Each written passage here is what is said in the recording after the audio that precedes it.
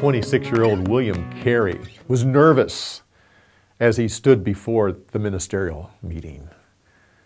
Normally, he was too shy to say anything, but he loved to come and to listen to the views of older, well-educated pastors.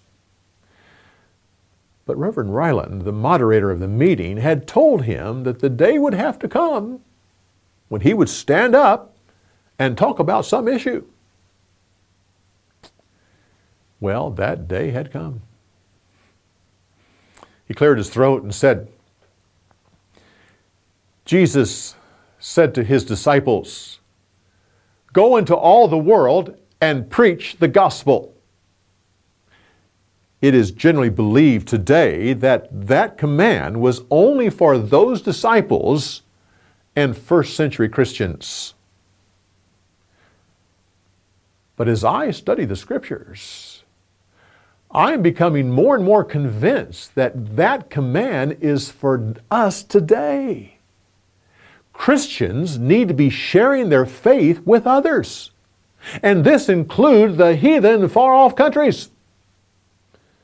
Therefore, churches should be sending missionaries to non-Christians around the world. When he was done speaking, Reverend Ryland glared at him. He thought to himself, who does this young upstart think he is? He was obviously stepping out of line. Hey, he's from a common working class family with nothing more than an elementary education. He's a shoemaker, not a theologian.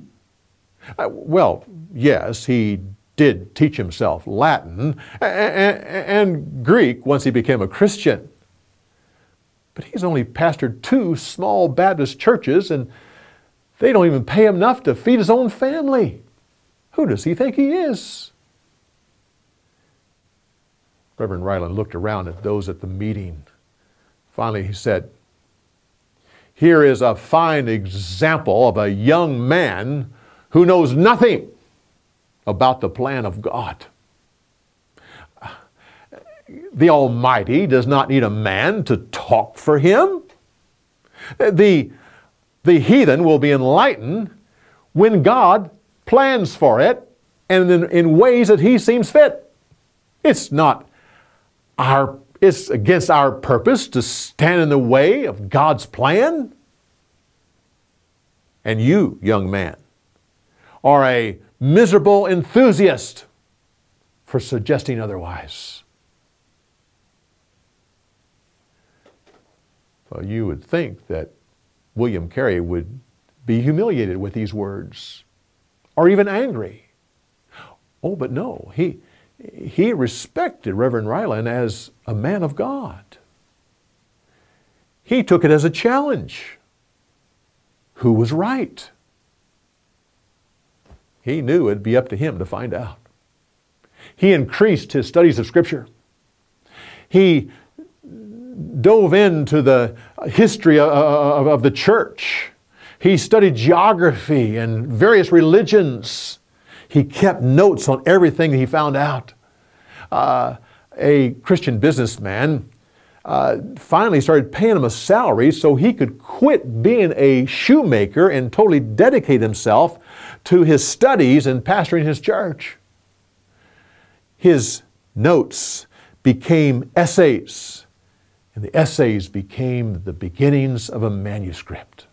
Oh, in his spare time, he also learned Hebrew and the Dutch language. His book had a title.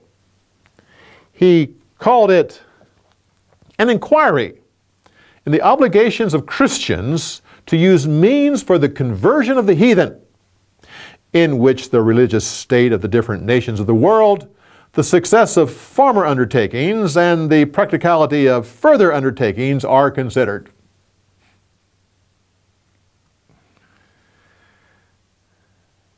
When the book was done, William put it in a leather satchel, scooted underneath his bed. He didn't have the 10 pounds that it took to publish his book. Shortly after that, he was visiting with an American pastor by the name of Tom Potts. In their discussion, it finally came around to William Carey's views on world missions. Pastor Potts was totally enthralled with what was being said. He said, "Sir, you need to write these things down. Every Christian needs to hear this." "Well, actually, I have written it down. I just don't have the money to publish it." Tom said, "Mr. Carey, it would be my honor to personally pay for the printing of that book." When that book was printed, it had more geography, history, and religion than any other single book ever published. It was the most researched Christian paper ever written. It immediately spread throughout England. It crossed the Atlantic into America. Pastors everywhere started reading that book. It became the basis of the modern missionary movement. And the amazing thing about it, at the time that it was written, William Carey hadn't traveled more than 25 miles from where he was born. He had not even seen a city or an ocean. 3 weeks after it was published, he was invited to speak to a ministerial meeting in London. Every person in the room had read his book and were ready to listen. He ended his speech with words that was typical of his entire life and the rule for thousands of people since then. He ended by saying, "Expect great things from God and attempt great things for God." William Carey started the first missionary society, the first mission board. He and his family became the first missionaries to be sent out to blaze the trail that thousands have followed. His work in India is still remembered by the people there to this day. Before he died at 71 years old, most of the churches in Great Britain had his picture on their wall, and most of the Christian families.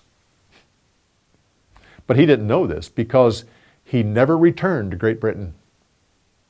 Besides, he was too busy expecting great things from God and attempting great things for God.